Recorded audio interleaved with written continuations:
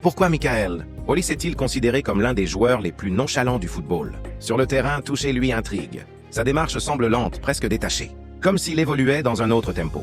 Même lorsqu'il accélère, on a l'impression qu'il glisse plus qu'il ne court, avec une légèreté presque irréelle. Après certaines performances, notamment face au Brésil, des critiques ont émergé. Certains lui reprochent un manque d'intensité, d'autres vont jusqu'à interpréter son attitude comme de la froideur, voire de la distance avec ses coéquipiers. Mais la réalité est bien différente. Depuis toujours, Hollis cultive ce rapport unique au jeu. Avant les matchs, pendant que les autres s'activent, lui préfère observer, ressentir, analyser à son rythme. Une manière bien à lui d'entrer dans la rencontre, loin de l'agitation. Ce calme, cette lenteur apparente ne sont pas un défaut. Ce n'est ni un effort, ni une posture. C'est sa nature.